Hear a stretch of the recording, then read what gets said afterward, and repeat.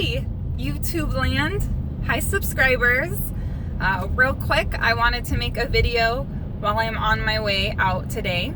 Someone posted a comment on one of my videos asking what is the limit to units one person can manage. So please don't limit yourself, people.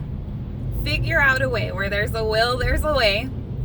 And if you can't figure out that way, find someone who has and pick their brain. Sometimes people aren't helpful, but find that person that's helpful and figure it out. Okay, just a little side note. So, with that being said, as long as you have a really good team around you, there is no number of units you should stop at, in my opinion. But you do need to have a good team. So if you're gonna have, let's just say we're pushing you to your max. Everyone is gonna have a different max. Some people, if you're not organized, if you don't have good communication skills, if you don't have good follow-up skills, if you don't like dealing with people, you might not be good at this job. And if you're good at it and you possess those qualities, you might not be able to manage a lot. If you're not good at multitasking, you probably can't manage thousands of properties at once. But if you are that good, things that help is having a really good team. So if you're managing all these places, you probably have workers that work for you to help you. Know how to use them.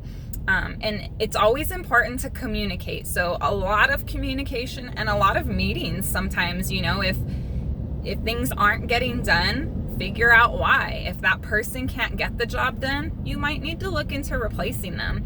And I don't mean to be savage how I address my vendors, but I know I can be. If you're working on something big, like the one time a drunk guy drove through my clubhouse and hit a condo as well. I had this big project that I had to fix. I had insurance. I had all kinds of things, that I had to do for this. And then on another property, I had my pool got shut down for something. My pool guy wouldn't pick up the phone. He wouldn't answer emails, and that was just when I got this property, that was the pool guy assigned to it. And that never bothers me. But hey, guy that I'm paying to be at this property 3 times a week because it's summertime and that's what the pool needs to be maintained. Okay, so now my pool has gotten closed, which makes me look at a side eye at my vendor. Because what aren't you doing? Why did my pool get closed? I specifically pay you so that it stays open, so that the county health inspector does not close it down.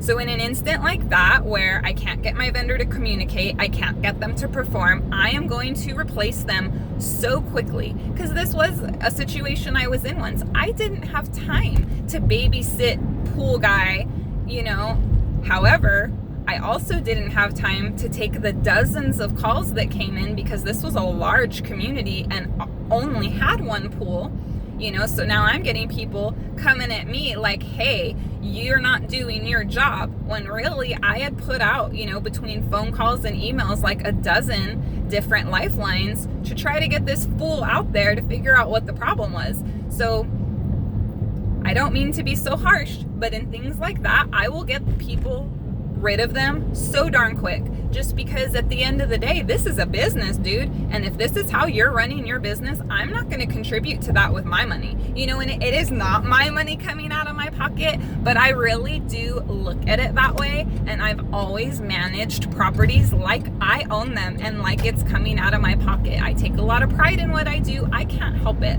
So don't limit yourselves. Have a good team. If your team isn't performing, communicate with them. If communicating with them doesn't fix the problem, you might need to readjust your team. But as long as you have a good team, you guys are all on the same page, you know what's expected of them, they know what's, that's how things are going to work best. But if you have, bad vendors that aren't performing good and you're having to babysit them, it's going to make your life harder. And at the end of the day, I've done this long enough, people, that what I'm trying to do is I'm trying to tell you how maybe to be successful, and this is just what I've experienced. So I always encourage people, if you're in the industry, you're watching this, post your opinion, your comment. It's helpful to the other people that are looking at this. All right, I ain't got nothing else to say on this. I'm gonna go have a good day. I hope you all do the same, and whatever else you guys want to know, learn, love me. Have a good day, y'all.